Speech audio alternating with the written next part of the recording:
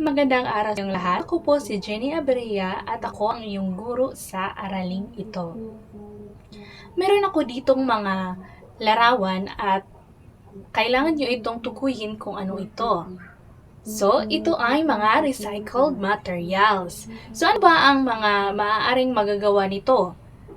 Okay, maaari nito magawang mga vase, mga pencil case, at kung ano-ano pang ibang proyekto. Ang layunin natin ay ang pagbuo ng malikhaing proyekto mula sa mga recyclable materials. Hakbang kung ano ang mga kasangkapan sa pagkuha ng mga recyclable materials at pagbuo ng proyekto. Mayroon din ako dito mga ilang halimbawa ng mga proyekto na gawa sa mga recyclable materials. So, ang una ay ang bulaklak na gawa sa plastic bottle. Ang pangalawa naman ay flower base na gawa sa lata. Sa pangatlo naman ay mayroon din tayong mga flower base na gawa din sa plastic bottle at alkansya, at mayroon din tayong pencil case na gawa sa lata. Ang pagre-recycle ay nakakatulong din ito sa ating kapaligiran sa pamamagitan ng muling paggamit ng mga ating basura tulad ng plastic bottle, karton, newspaper, at lata. Nakakabawas din ito sa pollution. Sa paggamit ng pagre-recycle, mapapakita natin sa ating sarili na maging malikhain tayo.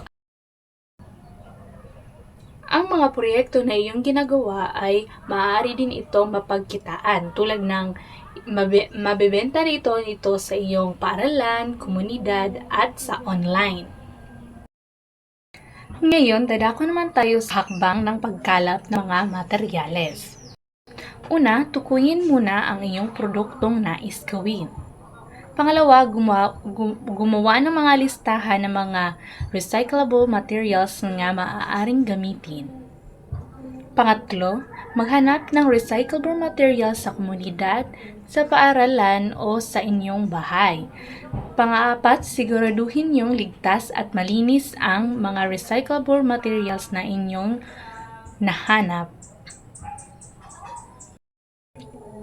Panglima, paghihiwalin mo na ang mga recyclable materials na naipon para hindi kayo mahirapan maghanap kung saan ito nailagay. Pang-anim, ihanda ang mga kagamitan na gagamitin para sa inyong proyekto. Sa susunod naman ay ang paghahanda ng mga kasangkapan. Una, ilagay sa tamang lalagyanan ang mga kagamitan na ginamit sa pagbuo ng proyekto upang madaling mahanap at hindi mawala at masira agad. Gaya ng sinabi ko kanina na kailangan mo itong i-organize para madali mo itong mahanap at makita ang iyong pangangailangan na gagamitin. Pangalawa, pangalagaan ang mga materyales sa ating kapaligiran upang ito ay maging kapaki-pakinabang at makatulong sa ating mga pangangailangan. Pangatlo, maging matipid at malikhain sa paggawa upang ito ay maibenta ng maayos at magamit ng matagalan. Ano nga ba ang plano? Ang plano ay gabay na inihahanda bago simulan ang gawain o proyekto. Kumbaga, ikaw ay magplano na kung ano ang iyong proyekto na gagawin. Nakakatulong ito upang maging maayos at organize at matagumpay ang pagsagawa ng isang proyekto. Pwede ka rin mag-search sa Google or YouTube para maging inspo sa iyong proyekto. Mayroon ako ritong halimbawa ng plano. Bago ka pa man nakabuo ng iyong plano is natukoy mo na kung ano ang proyekto na iyong gagawin. Sa plano, dapat mayroon ka ng pangalan ng iyong proyekto, layunin, at nabuo na sa iyong isipan kung ano ang maaaring itsura sa iyong proyekto. Itala na rin at ihanda ang mga materyales na gagamitin at kasangkapang gagamitin upang tuloy-tuloy na ang paggawa sa iyong proyekto.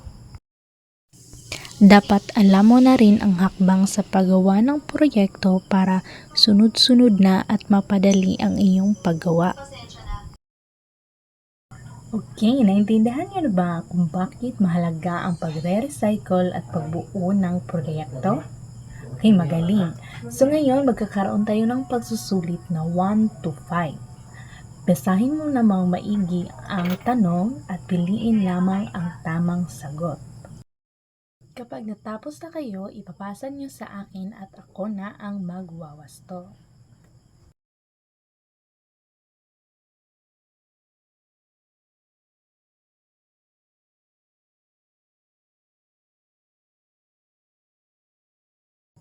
Okay, natapos na ba? Okay, magaling. So ngayon, mayroon akong tanong dito. Kung mayroon kayong recycled material sa inyong bahay, ano ang inyong dapat gawin para ito mapakinabangan ulit? So magaling, ito ay gagawin natin itong proyekto para mapagkakitaan at magagamit ulit ang materyales. So ano ba ang natutunan niyo sa aral na ito? Okay, sana sa inyong natutunan ay inaasahan ko na inyo itong i-apply sa labas ng ating paaralan or sa inyong bahay o sa ating komunidad. Meron din tayong dapat tandaan. Sa paggawa ng proyekto, mahalaga na gumagawa muna tayo ng plano para maging gabay sa ating ginagawa. Marami ring mga materyales sa ating paligid na maaari nating gamitin, kaya maging malikhain at masipag.